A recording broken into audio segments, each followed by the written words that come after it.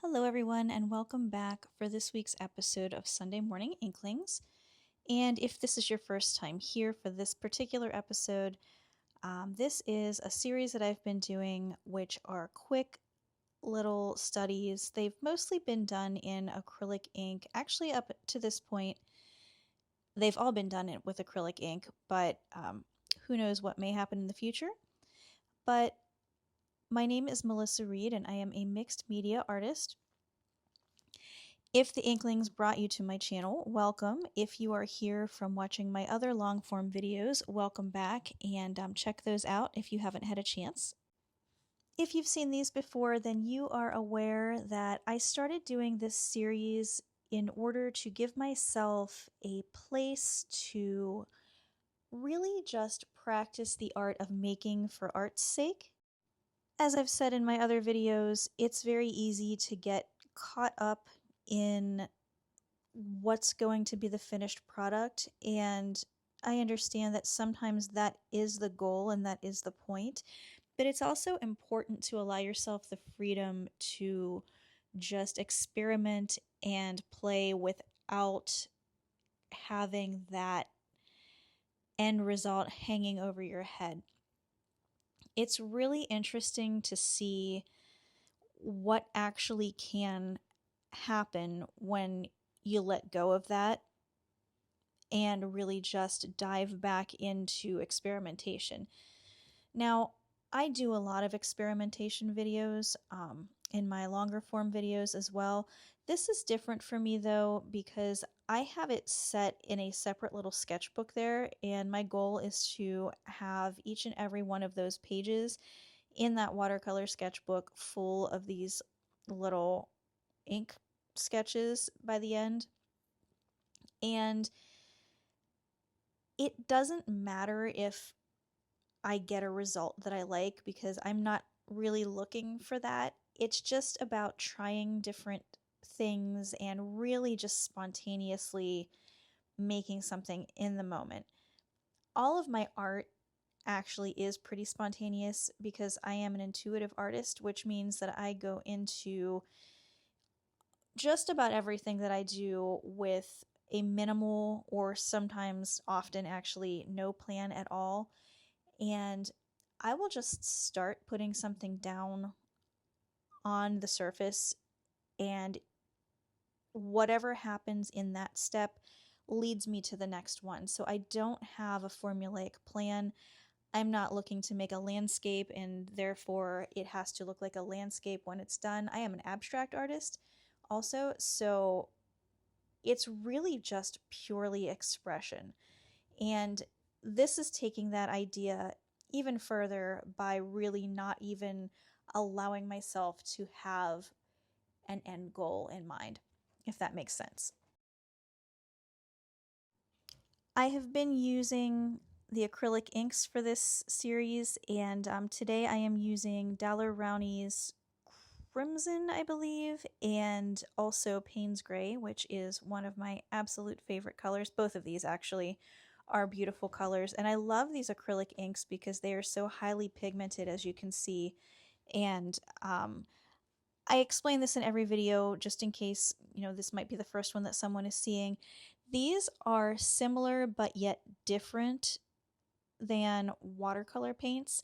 With watercolors, the paint gets reactivated each time that water is added, but because this is an acrylic product, once it is dry, no amount of water is going to make that paint move again. So it's really easy to do these kinds of layers and drawing on top, and you can just get really cool depth and layering that way because the work that you've previously done doesn't get smudged or reactivated. I also find these to be a lot more highly pigmented. Now, I'm sure that's not universally true. I'm sure there are watercolors out there that also have really wonderful pigmentation to them, but these are just quick and easy to use right out of the container. A really great kind of beginner's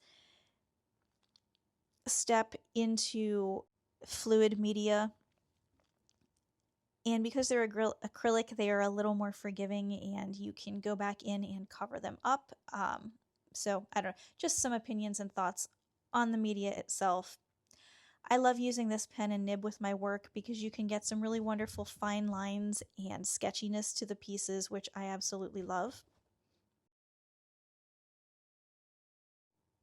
And in the large shape that I have down there, you can see the large ink blobs in there, for lack of a better word. I really like that you can get that kind of feature if you are looking for that just by putting a large concentration of the ink down over a water field. You'll have to let me know if you have experience using the acrylic inks and what you think of them.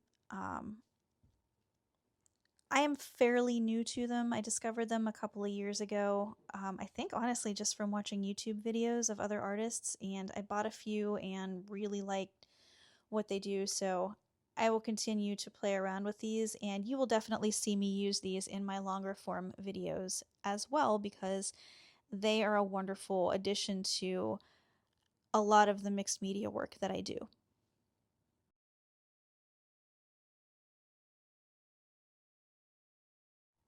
One of my favorite things about the inks is the way that they blend with water and also the way that they blend with each other. And I really like to allow the ink to do most of the work. So I'm not really painting with it. I'm adding the ink to, as I had said before, water fields or other water fields that include other inks as well so that they can kind of just mix and dry as they will. And I've never been disappointed with the results doing it that way at all.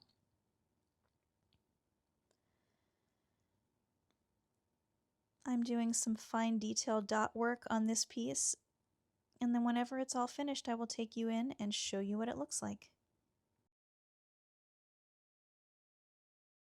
While I'm finishing up, I just do want to thank you all for joining me here today. And if you like what I have going on, please give me a thumbs up and hype it out if you wouldn't mind. And thanks for everyone who's been subscribing. If you haven't had a chance yet, hit that subscribe button to see more of my work. I do put out a new regular long form video every Friday morning at 10 a.m. Eastern Time. And also, I have been doing these Sunday morning Inklings every Sunday morning at 10 a.m. Eastern Time. So hit the bell notification and you will be reminded when I put out a new video.